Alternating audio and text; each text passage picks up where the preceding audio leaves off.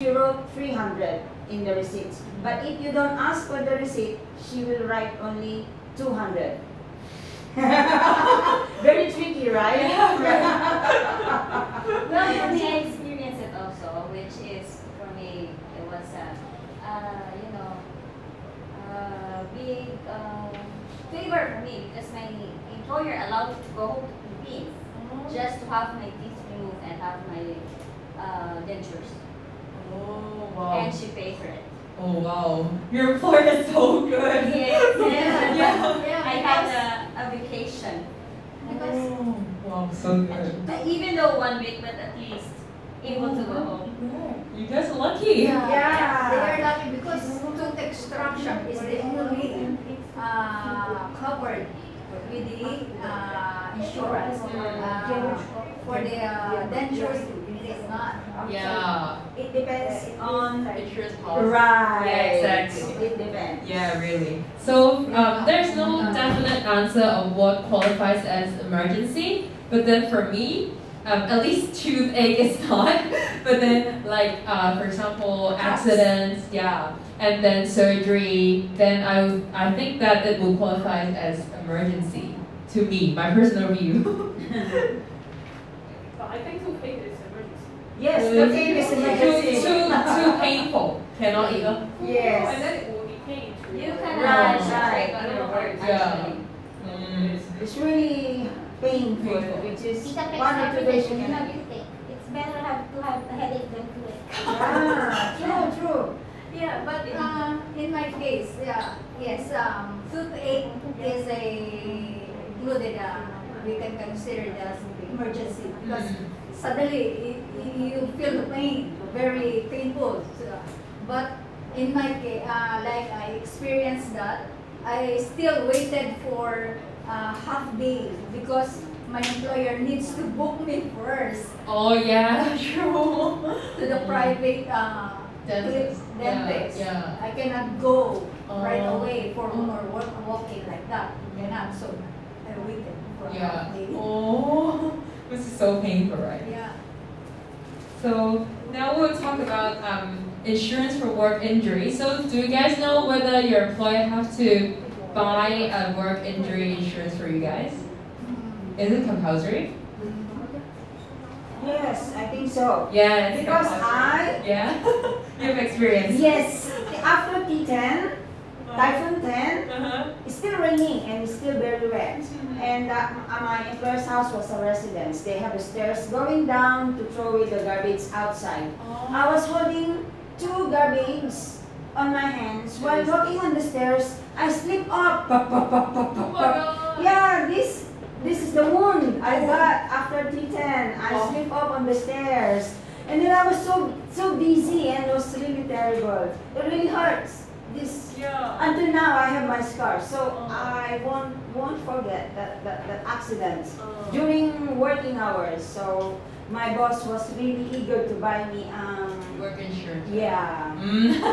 But it's actually compulsory for your employer to buy your work insurance, work injury insurance. And just now you mentioned during work, right? Yes. How about if you're on a day off and you get hurt? Yeah, Same. that's what I want to say. I think same. Is it? Is it covered?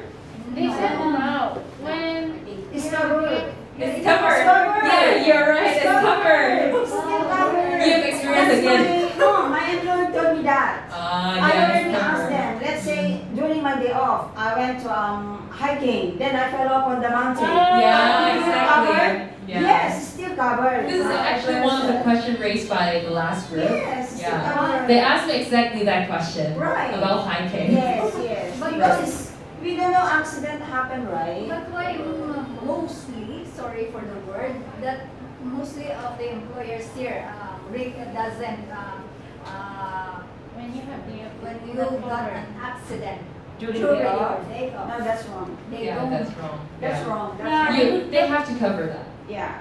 They will discourage you to go somewhere because they're going to say, oh, I will not pay you anything if you get an accident when you But legally they cannot. Like legally they have to pay you that. As They well. know yes, that. Yeah. Yes, they know. Yeah. Yeah. They know. It's still covered. They just don't want to pay. Okay. What if the employer will buy the insurance?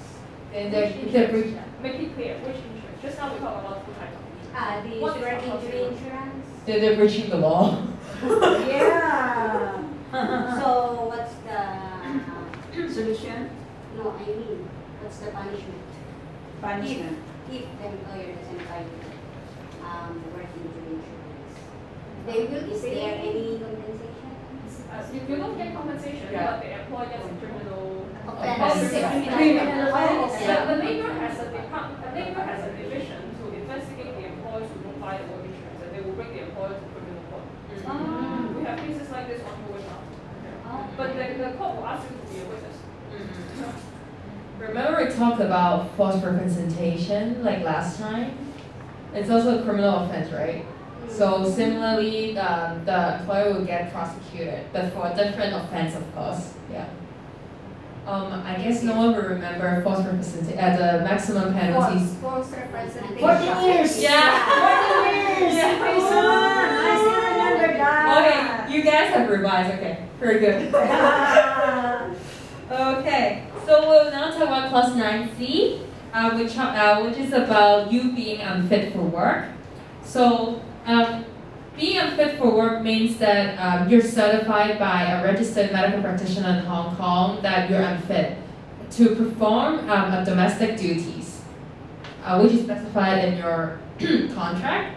So, for example, if you have to take care of a grandma, for example, and then you got a broken arms, then it might be possible for you to be qualified as unfit for work because your main duty is to take care of the grandma and you broke your arms. It's impossible for you to carry out that duty.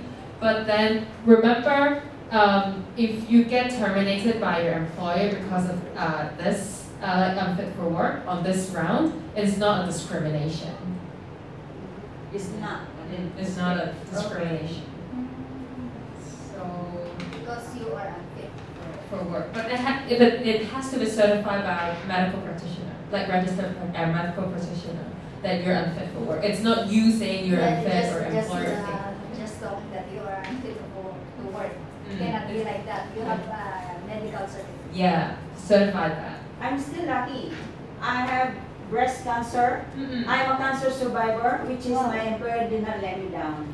She still continue allow me to finish all my treatments. Even though under chemotherapies, radiation, targeted, almost 1.5 years, on and off in the hospital. You're really I lost lucky. my hair, yeah. I'm still working with them. Looking after the 3 boys, twins and the big brother, 4 years old at the time, newly born the twins. And I'm very lucky. So that's why I put these two examples. Yes. So the first one, cancer in critical stage, more these 2 weeks they need to be back down. Do you think this is fit or unfit for work? Unfit. Unfit. But cancer in early stage, you need chemotherapy once per month only. Me, every 3 weeks, one time. Every 3 weeks. But can you work in other times? Yes. Yeah. So are you unfit for work? No. No, right? Must be Yeah, able to yeah, work. that's why if there's no definite answer that cancer must be fit or unfit. Right. It depends on all situations. Yes, That's why true. Ms. Amanda said it depends on the doctor to examine whether you Yeah. still have the ability to carry out your work. The first day of my chemotherapy, I was really I feel uncomfortable. I told my boss, I feel dizzy, I want to vomit. Go and take a rest. Go and sleep. She let me allow. She allowed me to If you take. recover, then that means you are still fit for work. You are just Yes. temporarily need a rest. Yes, true. Yeah, same like flu. You will recover. Yes. Yeah, But yeah, only yeah. few days you cannot work. Right. It Yeah. doesn't make you unfit for work. Right. Yeah. Yeah. Good topic. Sorry, I have a question. It's regarding to the previous slide. So let's say I see a doctor, I paid for it first, and but then I forgot to give the receipt to my employer. Is there any set amount of time on how long should I give my Your receipt? receipt? Yeah. No. Yeah. But remember to keep proof. No explanation. Just remember to give it to her and reimburse. No worries. So, continue to talk about unfit for work. Your employer still have to give 1 month notice to you if they terminate you on the ground of unfit for work. And even though you cannot work during the period where you are unfit, your employer has to pay sickness allowance. Yes. And then if you're, because you have to go back to your place of origin, right? Your employer has to pay for that. And if there is any additional expenses because you're unfit for work, like you have to engage consulate or you have to be booked a special seat, then your employer has to pay for that as well. Let's talk about termination. So do you guys know how to terminate a contract? How? Submit, do a written 1 month notice. 1 month notice or? On the spot. Sorry? you can do it right away, pay your employer Wages. wages. Yeah. So either notice in writing or payment in lieu of notice. So what will you write in your notice letter? The reason why you don't want to continue your work with your employer. Reasons. Okay. Any others? The end of the date when. Last working day, right? Yes. Okay. Any others? Both parties' names, employers and the employee. Right. And the date. Right. Your